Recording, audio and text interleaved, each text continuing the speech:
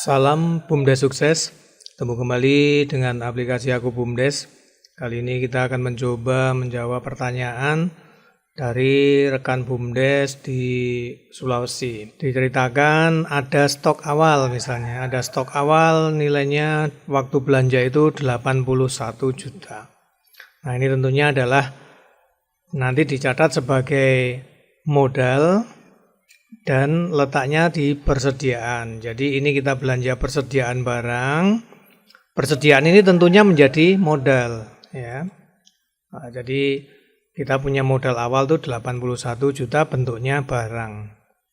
Nah, kemudian dari modal yang ada ini terjual tapi masih di piutang. Terjual 75 juta nilainya ya. Di piutang itu terjual nilainya 75 juta. Nah dari 75 juta ini dapat diketahui bahwa modalnya adalah 64 juta, kemudian memperoleh laba 11 juta. Tapi kesemuanya ini di piutang gitu ya, ada di orang. Jadi nanti tentunya modal ini akan memotong stok awal kita ini nanti. Nah, stok awal di persediaan ini akan berkurang 60 juta, kemudian kita juga memperoleh laba 11 juta. Nanti stoknya tentunya akan berkurang, kemudian kita akan memperoleh laba. Tapi labanya ada di mana? Labanya masih di piutang, itu ya.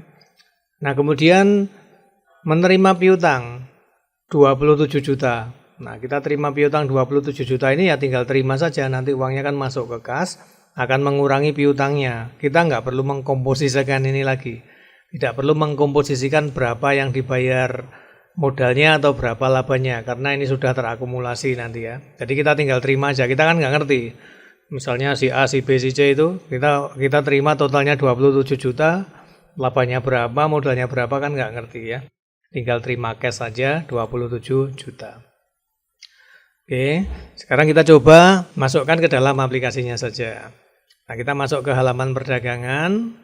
Nah, kemudian klik masuk. Nah, ini kita masukkan dulu stok awalnya. Anggap aja kita langsung dari sini ya. Kita punya modal berupa barang. Masukkannya gimana? Dengan jurnal penyesuaian ini. Dengan menu jurnal penyesuaian atau menu jurnal gitu ya. Kemudian klik tambah. Tanggalnya berapa? Misalnya kita masukkan barang modal itu. Tanggal. Kemudian masuknya kemana? Masuknya ke persediaan barang tentunya. Kemudian klik OK. Keterangan stok awal gitu aja ya misalnya ya. Nah, stok awal totalnya nilainya 81 juta. Nah, 81 juta itu sebagai apa? Sebagai modal, kreditnya ke modal. Nah, modal BUMDes gini ya. Kemudian klik OK. Nah, kalau sudah kemudian kita simpan. Nah, ini kita sudah terjurnal ada persediaan barang sebagai modal gitu ya. Ini kalau kita lihat di neraca, nah kita sekarang sudah memiliki modal 81 juta berupa barang. Nah, ini tercatat di persediaan, keterangannya di kreditnya sebagai modal. Nih, kita punya modal 81 juta, bentuknya persediaan barang. Ya. Nah kemudian terjual piutang 75 juta. Ini terdiri dari modal 64 juta dan labanya 11 juta. Bagaimana masukkannya? Ini labanya ini nanti akan memotong stok awal kok labanya. Modalnya ini tentunya akan memotong stok awal. Nah kita pakai menu jurnal lagi. Menu jurnal. Penyesuaian. Kemudian klik tambah. Misalnya tanggal berapa gitu ya. Masuknya kemana tuh? Masuknya ke piutang. Ya. Masuknya ke piutang, ini yang 64 juta ini masuknya ke piutang. Nah ini adalah stok terjual gitu ya. Nah, stok terjual atau modalnya gitu, modal stok terjual.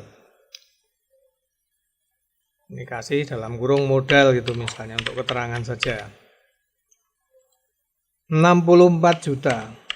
Ya, 64 juta. Nah ini masuknya ke piutang. Nah, dikeluarkan dari mana kreditnya? Dari mana kreditnya? Dari persediaan barang. Ini ya. Kemudian klik OK. Kemudian kita simpan. Nah, ini kita cek dulu di neracanya ya. Sebelum nanti kita lanjutkan ke laba ini. Nah, Sekarang di piutang ada 64 juta. Ini adalah stok yang terjual. Jadi persediaan barangnya yang tadinya 81 tinggal 17 karena yang 64 sudah terjual. Gitu ya. Nah, uangnya kan belum masuk ke kas, ini masih ada di piutang. Jadi ini kepotong modalnya. Jadi ini modalnya yang tadinya 81 terjual 64 juta, masuk ke piutang gitu ya. Nah, modalnya tetap nih 81 juta. Nah, dari modal yang terjual ini kita memperoleh laba 11 juta. Sekarang kita masukkan labanya. Pakai menu jurnal penyesuaian lagi, kemudian klik tambah. Masukkan labanya sekarang ya, tanggal berapa gitu ya. Labanya masuk kemana ini? Labanya tetap di piutang, kan labanya kan masih di orang ya, di utang juga. Nah, ini masuk ke di piutang, kemudian klik OK. Ini adalah laba terhutang gitu, ada laba penjualan terhutang gitu aja misalnya atau apa gitu ya. Nilainya 11 juta. Kita tahu labanya 11 juta gitu ya. Dari rincian yang terjual itu ada modal dan ada laba tentunya. Nah, ini kedua-duanya modal dan laba ini di piutang. Jadi orang yang beli itu meminjam modal kita plus labanya di orang semua gitu ya. Nah, ini dikeluarkan dari mana? Dari pendapatan. Itu adalah dicatat dari pendapatan kreditnya. Nah, kita cari dari pendapatan penjualan, kan itu pendapatan kita tapi masih diutang orang gitu, di piutang gitu ya, didapatkan dari penjualan. Kemudian kita simpan pendapatan penjualan gitu ya. Nah, sekarang kita lihat lagi di neraca. Kan laba itu adalah pendapatan kita, laba ya. Laba itu pendapatan penjualan. Nah, sekarang di piutang ada nilainya 75 juta.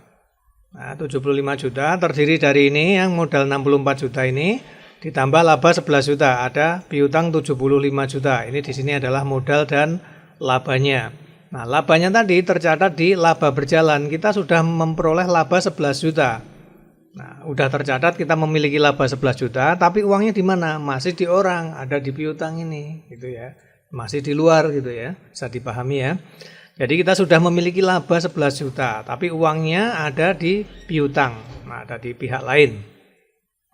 Oke, sama di sini paham ya. Jadi piutang itu terdiri dari modal dan laba gitu ya. Kalau mau dicek juga bisa ini di buku besar. Nah, di menu buku besar kita lihat akun di piutang ya, dari kapan sampai kapan. Nah, di piutang ada stok terjual modal 64 juta ya kan. Ditambah laba terhutang 11 juta, berarti ada piutang 75 juta. Oke. Nah, kemudian pembayaran ini, sekarang kita terima piutang 27 juta. Ini langsung aja, kita nggak perlu pilah-pilah modalnya berapa, labanya berapa, karena labanya sudah terglobal gitu ya. Nanti tinggal ini piutangnya ini aja yang kita kurangi atau kita bayar, kan otomatis ketika kita menerima piutang kan ini piutangnya ini akan berkurang ya. Nah, caranya pakai jurnal lagi, jurnal penyesuaian lagi, menu jurnal, kemudian klik tambah, tanggal berapa bayarnya gitu ya. Nah, masuknya kemana? Tentunya uangnya masuknya ke kas, misalnya ke kas unit perdagangan misalnya. Klik oke. Nah, uangnya kan masuk ke kas. Nah, ini kita terima piutang, pembayaran piutang gitu aja ya. Pembayaran piutang, terima pembayaran piutang, nilainya 27 juta. Nah, ini nggak perlu kita pisah-pisah, nggak perlu pisah-pisah. 27 juta, kemudian itu keluar dari mana ya? Kreditnya dari mana? Tentunya kreditnya dari piutang, masuknya ke kas, keluar dari piutang gitu ya. Nah, ini ya. Jadi kalau kita terima pembayaran itu berarti masuknya ke kas, keluarnya dari piutang gitu. Kemudian kita simpan. Nah, tentunya ini terdiri dari modal dan laba, tapi kita nggak perlu ngitung modal dan labanya berapa yang terbayar ini gitu ya. Kalau mau dirinci, kalau kita tahu ya boleh-boleh aja. Nanti misalnya modalnya berapa, labanya berapa, semuanya keluarnya dari jalur yang sama. Langkahnya seperti ini. Semuanya kan masuknya ke kas semua, keluar dari piutang semua.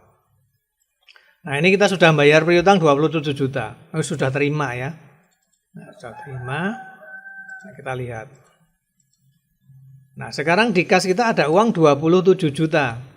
Nah, dari mana diperoleh? Dari orang bayar. Otomatis yang tadinya piutangnya 75 sudah dibayar 27 juta, sekarang di piutang hanya tinggal 48 juta. Kita masih memiliki persediaan barang 17 juta. Dan kita punya laba 11 juta. Oke, demikian ya. Semoga bisa dipahami dan bermanfaat cara pembayaran piutang gitu, atau rekapan pembayaran piutang ya. Dari stok berupa barang, kemudian terjual tapi masih dihutang orang atau dipiutang, kemudian kita terima piutang. Nah, di dalam piutang itu tentunya ada modal dan laba ya. Orang yang berhutang pada kita itu tentunya meminjam dulu modal kita dan labanya. Oke ya, demikian semoga bisa dipahami dan bermanfaat. Salam BUMDes sukses.